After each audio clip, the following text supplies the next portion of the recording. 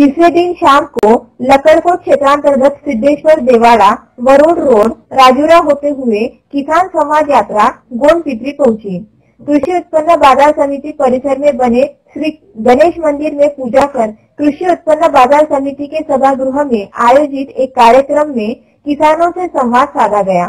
इस दौरान मंच पर पूर्व विधायक एडवोकेट संजय धोटे, खुशहाल बोंडे, भाजपा व्यापारी मंडल अध्यक्ष अमर बोडलावार, कृषि उत्पन्न बाजार समिति सभापति इंद्रपाल धुड़से, उपसभापति स्वप्नील अनमुलवार, बाजार समिति संचालक सुहास माडुरवार, नगर सेवक तथा कृषि उत्पन्न बाजार समिति संचालक महेंद्र सिंह चंदेल, राजू घरोटे, वाघोजी गेड़ा मंच पर उपस्थित थे। इस दौरान पूर्व विधायक एडवोकेट संजय धोटे ने मार्गदर्शन किया। सिंचनाच्या संदर्भात आमच्या शेतकऱ्यांच्या मुलींनी सांगितलं की सिंचनाचे बॅरेज झाले पाहिजे। आपला गोंडपिंपरीचा दुर्दैव असा आहे की गोंडपिंपरीमध्ये 30 किलोमीटर नदी वाहते, पाण्याचा उठाव नाही, पाण्याचा वापर नाही। हाच जर पश्चिम महाराष्ट्रात असता तर त्याचा आमूलाग्र बदल घडला असता, परंतु आपला शेतकरी अतिशय म्हणजे इतका संत वाहत आहे की ठीक आहे ना, देवाच्या भरोश्यावर चाललं, रात भरोसे आहे ना, पिकलं तर पिकलं, नाही पिकलं तर नाही पिकलं, आत्महत्या शेवटचा उपाय आहे। आणि कोणताही खूप मोठा व्यापारी किंवा मोठे मोठे उद्योगपती कधी फारशा आत्महत्या करत नाही, शेतकरी मात्र आत्महत्या करतो। याचं कारण मला असं वाटतंय की शेतकरी स्वतःला वातावरणानुसार बदलत्या परिस्थितीनुसार बदलू शकत नाही। डायनोसॉर हा जगातला सगळ्यात मोठा प्राणी होता, हत्तीपेक्षा मोठा प्राणी होता, पण डायनोसॉर मेला याच्यासाठी की तो बदलत्या परिस्थितीत तो स्वतःला बदलू शकला नाही। म्हणूनच शेतकरी आत्महत्या काय करताय की ते बदलत्या परिस्थितीत स्वतःला बदलतच नाही। त्याला आजही वाटतं की माझं कापसाचं पीक, माझं सोयाबीनचं पीक मर आली तरी ते सुरू झालं, तो त्याच्या बाहेर चाकोरीच्या बाहेर जायला तयार नाही। म्हणून आम्ही समाज यात्रा याच्यासाठी काढली की आम्ही तर शेतकऱ्यांना त्याच्या बाबतीत तांत्रिक मार्गदर्शन करू शकत नाही, म्हणून आम्ही गुन्हे साहेब सारखे, कृषी अधिकाऱ्यांसारखे तिथे काल जाधव साहेबांनी एक नवीन गोष्ट सांगितली। औरंगाबादहून आले ते, तिथे 300 शेतकरी होते, तिथे शेतकऱ्यांनी बरेचसे प्रश्न विचारले आणि त्यांनी सांगितलं की आतापर्यंत आपण सोयाबीन मागच्या वेळेला मेलं आणि सोयाबीन मेलं तर सोयाबीनचं आम्ही सरळ सांगितलं की येलो मोजा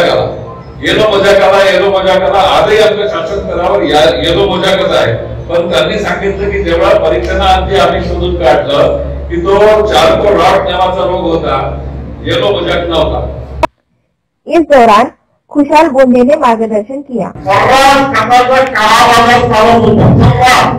2014च्या पूर्वी इतका त्रास होत होता आम्हाला की आम्ही वैतागून जात होतो। आमचे सर्व शेतकरी काही ठिकाणी लाठी चार्ज करण्याची वेळ येत होती खताच्या केंद्रावर। इतकी भयानक परिस्थिती 2014च्या पूर्वी होती, परंतु जेव्हा 2014ला माननीय नरेंद्रजी मोदी यांच्या नेतृत्वात केंद्रात सरकार आलं आणि तुमच्याच आशीर्वादाने निवडून गेलेले आपले अंतराजी आहे केंद्रात जेव्हा फर्टिलायझर मिनिस्टर झाले, त्यांनी मिनिस्टर झाल्याबरोबर सगळ्यात मोठा कोणता निर्णय घेतला आपण तर तो युरिया नीट कोटेड करण्याचा।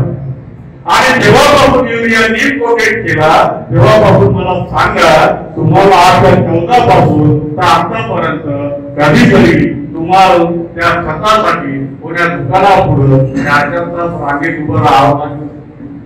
इस दौरान अमर बोडलावार ने मार्गदर्शन किया। ही समाज शेतकऱ्यामध्ये आली पाहिजे, कारण आपण एखादी आपली जशी शारीरिक तब्येत आहे त्याप्रमाणे शेतीची सुद्धा एक शारीरिक तब्येत आहे, तिची नेहमी आपण तपासणी केली पाहिजे आणि त्या तपासणीनुसार त्याला त्या जमिनीला जे खत आणि कीटकनाशकाची गरज आहे वेळोवेळी ती आपण त्या निमित्ताने वापर केली की आपलं उत्पादन खर्चही वाढते आणि जमिनीचा कस सुद्धा वाढते। ह्या माध्यमातून आपली शेतीचं उत्पन्न वाढू शकते। एग्रोनॉमिस्ट शुभम धोने ने उपस्थित किसानों को रासायनिक खाद का उपयोग, कीटनाशक का उपयोग, फसलों की देखभाल, फसलों पर बीमारी आदि की विस्तृत जानकारी देकर उपाय योजना की उपयुक्त जानकारी दी। तेवढं ठेवण्याचा प्रयत्न करा। आणखी महत्त्वाची गोष्ट जीवाणू खतांचा वापर करा। मी जे तुम्हाला म्हटलं 70-30 चा रेशो आहे, जे जमिनीत पडलाय, जे रिझर्व्ह बँक आज आपल्याकडे आहे ती रिझर्व्ह बँक जर आपल्याला वापरायची असेल तर जोपर्यंत तुम्ही नत्र स्फुरद आणि पालाश हे तीन याचे बॅक्टेरियाचे आपण वापरत नाही तोपर्यंत तुमच्या पिकाला जे जमिनीत पडणार तुमच्या पिकाला उपलब्ध होणार. जर तुम्ही या गोष्टींवर जर काम केलं आणि तुमच्या पिकांच्या गरजा जर ओळखल्या तर नक्कीच तुमचा जो खर्च आहे तो कमी होईल. माझ्या वेळेला तुम्हाला सांगायला या तीनच गोष्टी होत्या. पहिली महत्वाची गोष्ट की रासायनिक खतांवरचा खर्च आपण कसा कमी करू शकतो, दुसरी महत्वाचं की पिकाच्या संरक्षणासाठीचा खर्च कसा कमी करू शकतो, आणि तिसरं म्हणजे की आपल्या मातीचं आरोग्य आपण कसं चांगलं करू शकतो. उद्यमशील युवक सतीश गिरसावरे ने ड्रोन के माध्यम से आधुनिक छिड़काव प्रदर्शन का प्रात्यक्षिक करके दिखाया, साथ ही उपस्थितों को इस संदर्भ में जानकारी दी. सुने सतीश गिरसावरे ने क्या कहा. माझं नाव सतीश गिरसावडे आहे.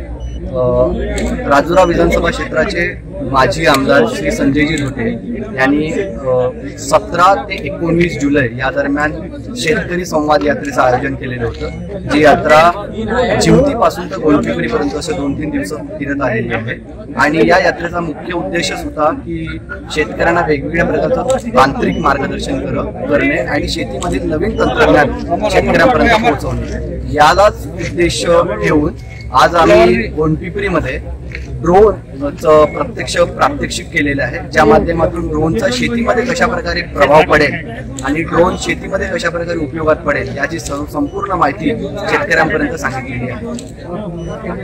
संचालन नीलेश पुलगमकर ने किया.